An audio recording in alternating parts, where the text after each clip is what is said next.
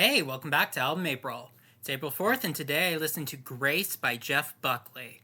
This ended up being one of the oldest albums this year for Album April. It's not the actual oldest, I thought it was, but I looked again, and there is at least one that's older.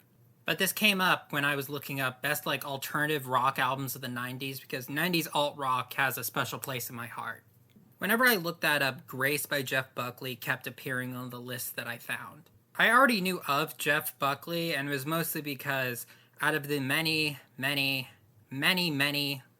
covers of Hallelujah, originally by Leonard Cohen, his, in my opinion, seems to be culturally seen as the most definitive one. And that cover is on this album.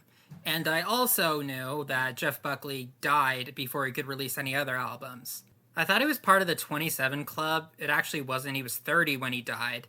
And Hallelujah wasn't even originally a single from this album, but it was released as a single in 2007, 10 years after Buckley's death. I'm pretty sure I thought that this was the version of Hallelujah that they used in Shrek, but no, it was somebody else, John Cale. I'll go back to Hallelujah later. In the meantime, I want to talk about the album as a whole. One thing I will say about Jeff Buckley is that he was a very talented singer. He's a lot of emotional range and a lot of control. He's a very captivating vocalist.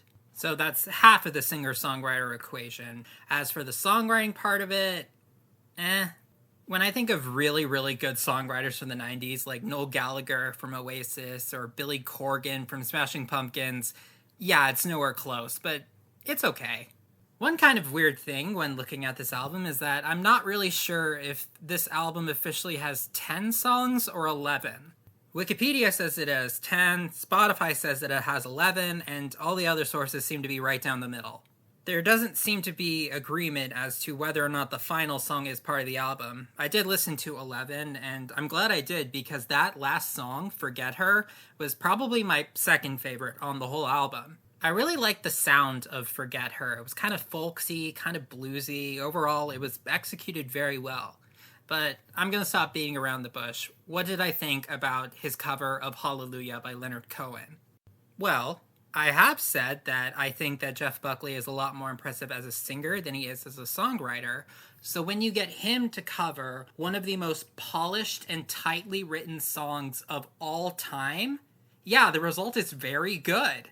Hallelujah is the longest song on the album. It's almost 7 minutes. And adding to the fact that it's literally just solo guitar, you really need to know how to pace yourself. And he has this really good sense of restraint and rise and fall in his performance. There's something very haunting about this cover, and I'm not just saying that because he's dead. So yes, I will fully say Jeff Buckley's cover of Hallelujah does live up to the hype. As for the whole album, it was fine. If you really like some of this 90s singer-songwriter stuff, I guess you'll like it, but if anything, I would just recommend listening to Hallelujah.